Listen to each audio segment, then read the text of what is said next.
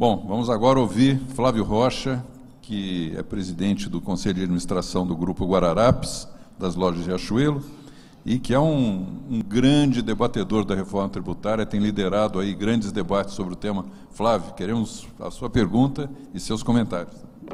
Obrigado, Janete. Obrigado, Johnny. Quero cumprimentar meu amigo Paulo Rabelo de Castro, com quem já temos tantas décadas aí desse debate, né, Paulo? E o meu conterrâneo, Heleno Torres, o que mostra que os pernambucanos se dividem entre o grupo dos brilhantes tributaristas e dos palpiteiros insistentes, empedernidos, né, como eu, que, com a autoridade dos meus 40 anos de barriga no balcão, tenho contemplado algo que é fundamental, que é a briga entre os dois Brasis, o Brasil que vende com nota e registra funcionário e a informalidade.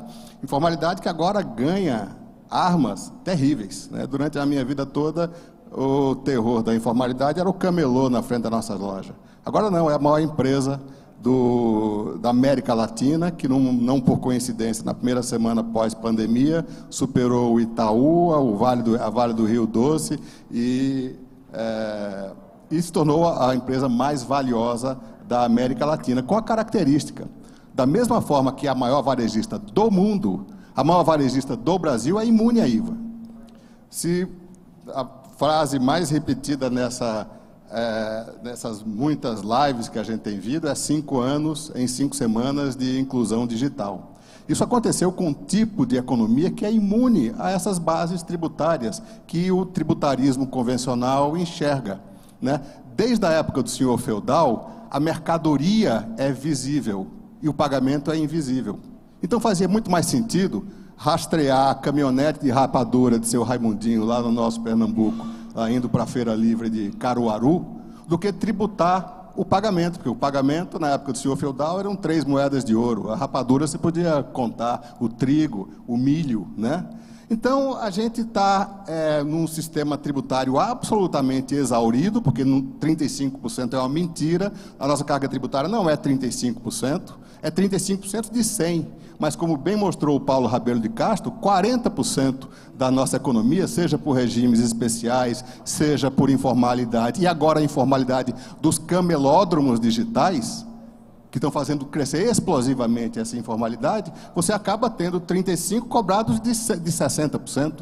Então, a carga não é 35%, é mais de 50%, o que torna o estresse sobre as bases tributárias tradicionais, que é quando a mercadoria, quando a riqueza é gerada, quando a riqueza é consumida, ou quando a riqueza é estocada, também chamado de renda, consumo e patrimônio, seja sem nenhum paralelo em termos de estresse. Isso nos leva a uma fase adiantada da curva de Laffer, né?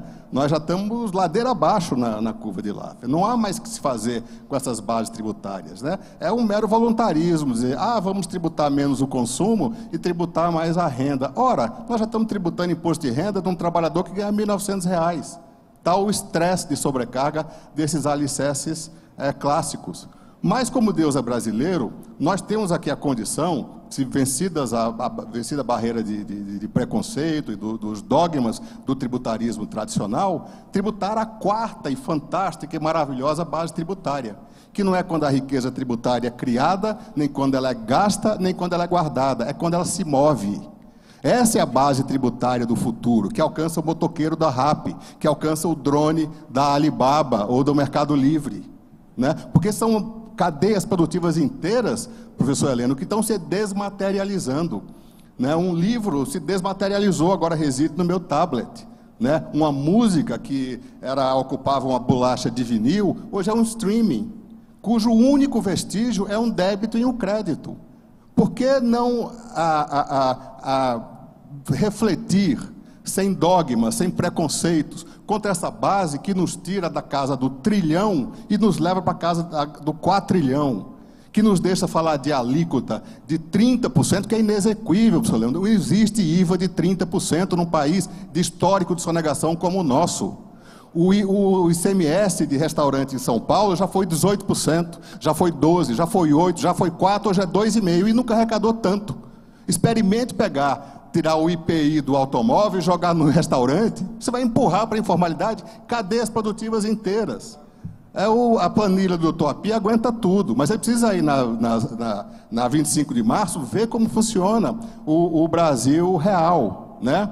A questão, eu estranho que tem gente que fala que um imposto sobre transação seria regressivo e defende IVA.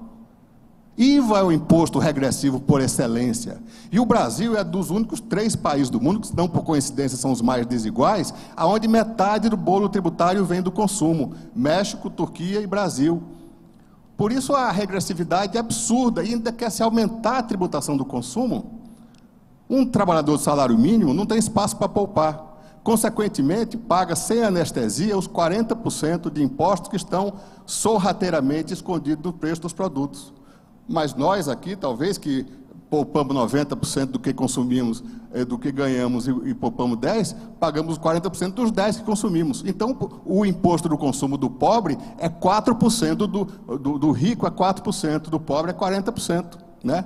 Como falar que CPMF ou imposto de transação é regressivo? Cumulativo, que saudade do PIS/COFINS cumulativo. No PIS/COFINS cumulativo não tinha litígio.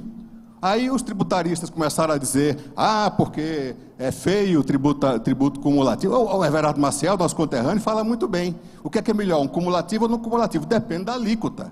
É muito melhor um cumulativo de 0,2% do que um não cumulativo de 25%. Outro dia, professor Heleno, desculpe, só para contar uma passagem interessante, na nossa fábrica em Natal, tinha um fiscal que estava prestes a nos atuar pelo seguinte, que nós estávamos tomando os créditos para PIS/COFINS do papel higiênico. Mas ele dizia que o papel higiênico só dá direito a crédito de PIS/COFINS se ele for consumido pela costureira na linha de montagem. O que foi consumido pela secretária não dá direito porque não é parte do processo produtivo. Então começa esse debate, né, e é infinito, né? A tentação a consumir, quando se fala em bancarização, ora, a tentação a sonegar é inversamente proporcional ao tamanho, aliás, diretamente proporcional ao tamanho da base. É enorme a tentação de vender sem nota com o IVA de 25% ou 30%, mas a tentação de tirar o seu dinheiro do sistema bancário, botar embaixo do colchão por causa de 0,2%, a gente tem que, a gente fica comparando essa nova e revolucionária base tributária, que eu acredito que é a grande solução para desonerar as bases tradicionais que estão se esfarelando, estão se exaurindo. A gente compara, né, um eventual imposto de transação com um cenário ideal de ausência de imposto. Não é disso que se trata. Eu estou falando o seguinte, o que é menos distorsivo? É um IVA de 30%, ou 25%, ou o CPMF, que o Paulo Guedes está falando em 0,2%. Mas a boa notícia é que a alíquota necessária é muito maior. Você mesmo falou 60 PIBs. O senhor está próximo da verdade. O Paulo Guedes está com a base, o Banco Central está mostrando para ele uma base de 6 PIBs. Ou seja, será que caiu pela metade essa base de 93, quando o CPMF com 0,2% arrecadava 2,4% do PIB? Eu estou na mesma linha que o senhor. Essa base cresceu por 30, ou seja, esse imposto está 30 vezes mais eficiente. Ele pode sim desonerar muito mais fortemente esses impostos que se tornaram ruins. O IVA talvez fosse um bom imposto com 15% de alíquota. Então essa é a minha provocação, quer dizer, não devemos comparar um eventual imposto sobre transação com um cenário de ausência de impostos. A pergunta é a seguinte: como é mais fácil pagar uma conta, por exemplo, de 400 bilhões da desoneração da folha, com 10% a mais de alíquota sobre o imposto sobre consumo, com 10% a mais de alíquota sobre o imposto de renda, ou com 0,02 sobre uma base de 60 PIBs? Acho que, Paulo Rabelo, você poderia responder essa e comentar rapidamente esse tema? Tentarei ser eletrônico, porque eu gostaria de ouvir os demais e acho, em primeiro lugar, que Flávio Rocha e o seu apelo por uma transação moderna sobre os pagamentos é um apelo que precisa ser ouvido, precisa ser mais ouvido. E de que forma precisa ser ouvido? Vocês notaram que ele cita dados, que há dados citados por outros, mas que de fato ninguém demonstra coisa nenhuma? Cortina rápida.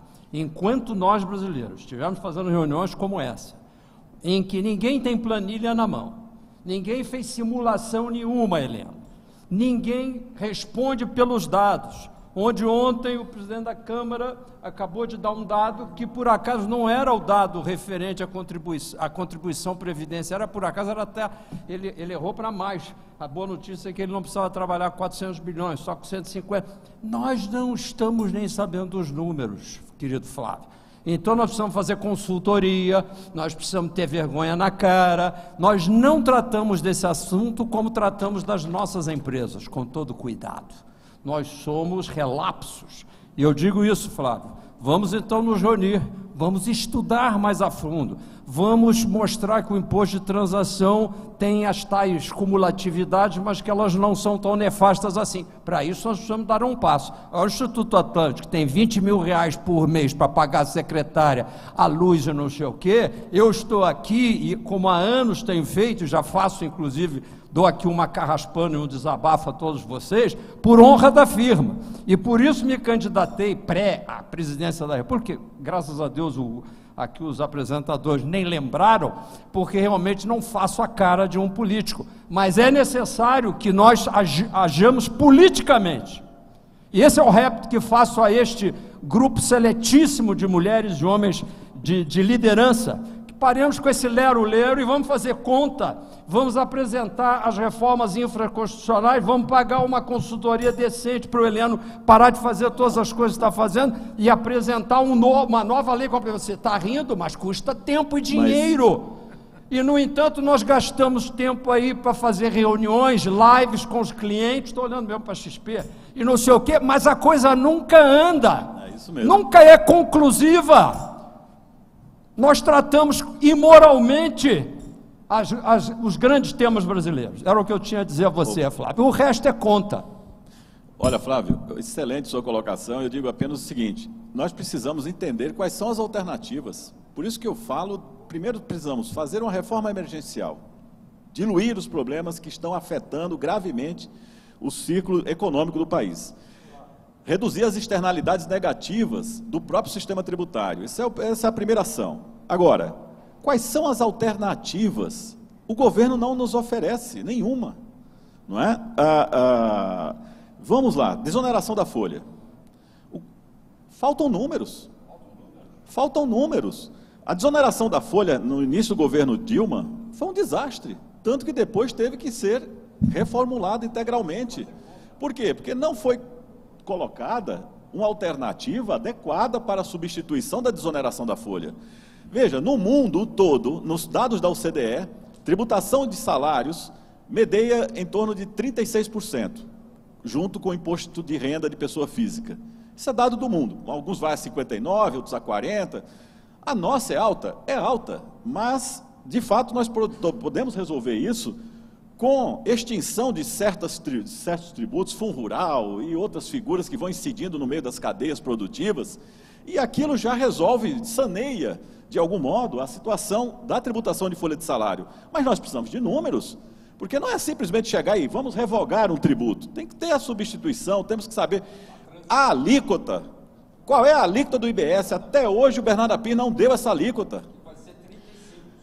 É uma mentira que é uma alíquota única, é uma alíquota única da União, mais a dos 26 estados e Distrito Federal, multiplicado pela quantidade de municípios. Então nós vamos por... Uma vez eu lembro sempre a ele, quando estou em debates com ele, que eu digo, olha, foi excelente aquela sua resposta no programa Roda Viva, quando você disse que as alíquotas nós poderíamos saber pelo código de endereçamento postal, pelo CEP do município. Eu digo, é sensacional, né? Que resposta, né? Prática, né? Isso é praticabilidade? Eu ter o CEP como orientação de definição das alíquotas existentes no Brasil? Não. Então, nós precisamos realmente de uma resposta que seja respeitosa com os incentivos fiscais. Nós não podemos simplesmente, de uma penada, acabar com os incentivos fiscais. Nós temos que ser respeitosos com o consumidor. Veja, você unificar serviço a todos aqueles que sejam do setor de serviço. Acompanhe com muita cautela essa reforma. A unificação da tributação de serviço com a tributação de bens pode ser devastadora. Você tributa, o ISS é um tributo bom, de baixíssima evasão. Por quê? Porque ele incide com uma alíquota baixa, com uma política cumulativa, objetiva, é de bases objetivas, é simples. Quando você tributa, imagine você pegar a alíquota de serviço e jogar 25%. Você vai simplesmente induzir uma sonegação que hoje não existe. Você vai favorecer, sabe quem? Você vai favorecer o informal.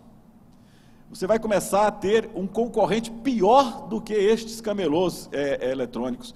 E eu, de novo, eu quero insistir que a culpa desses camelôs eletrônicos, que você fala e está correto, é justamente de uma reforma errada, patrocinada pelos estados e por esse câncer no Brasil chamado CONFAS. Este órgão destruiu o sistema de comércio e indústria no Brasil. Ele precisa ser extinto, esse órgão, que não é nem um órgão, porque ele não existe, é uma reunião dos secretários de Fazenda dos estados, o quanto antes, porque foram eles que patrocinaram essa atrocidade, que é uma emenda à Constituição do comércio eletrônico, e induziu o surgimento de pequenas empresas com a ajuda do Supremo Tribunal Federal, de uma liminar do ministro Dias Toffoli, que até hoje continua como liminar. Então, nós precisamos de soluções como esta, de conjunto, acabar com isso, consolidar uma tributação dos bens digitais. Em que modo? Nós já temos PiscoFins, temos 925 sobre essas operações, nós já temos imposto sobre serviço, nós já temos tributação da renda, mas nós precisamos, aí sim, de uma solução do conjunto do ICMS. Então, esse ponto eu acho que é uma questão urgente. Por fim, eu quero lhe dizer o seguinte, eu queria só aproveitar, a tributação da renda não pode ser discutida, ou melhor, deixada de lado. Vocês imaginam o desastre que será você tributar dividendos e deixar juros de capital próprio no sistema? Nós teremos as empresas todas levadas à subcapitalização. Se você, obviamente que as pessoas vão migrar, vão deixar de integralizar capital para fazer empréstimo. Então, vamos induzir o quê? Uma sociedade de nanocapitalização? Isso será uma devastação para a nossa economia. Nós não podemos deixar que isso aconteça. Então, é exatamente nesse ponto que eu quero insistir, Flávio. A sua posição, eu respeito muito. E eu diria, eu até toparia uma reforma dessas, com uma CPMF equivalente, mas eu quero contas, não sua, estou dizendo do governo, como se daria essa substituição propriamente dita. Não vem. E aí, eu vejo, qual é o meu temor como tributarista, e eu quero orientá-los dizendo exatamente isso. O Estado tem uma habilidade em manusear leis que nós não temos. Nós temos habilidade de manusear opiniões. Nós já estamos vendo uma. Colocaram a CBS no Congresso. Continuam discutindo reforma constitucional. Sabe o que vai acontecer? Ou bem essa CBS vira a base do IBS, que é uma estratégia, ou bem ela será implantada, ou se votada, etc., sem reformar nada do imposto de renda, sem reformar nada do ICMS, nada do ISS, tudo vai continuar como está. Por quê? Porque em 1º de fevereiro do ano que vem, entra um novo presidente na Câmara, que com outra visão, com outra linha de ideologia, certamente pode converter aquela comissão de reforma tributária no nada, como facilmente se converte. O Rafael sabe muito bem como é que se faz política no Congresso Nacional. São as prioridades. O ano que vem isso não é mais prioridade, porque já fez a reforma do CBS, etc., e acabou. Hein? Tem eleição municipal, vai mudar as bases da política nacional e, consequentemente, muda os apoios. Nós não podemos deixar isso acontecer. A reforma tributária hoje é uma demanda da sociedade e dos empresários brasileiros. Obrigado, Heleno. Puxa vida, hein? Tem muita indignação aqui na mesa, e com razão.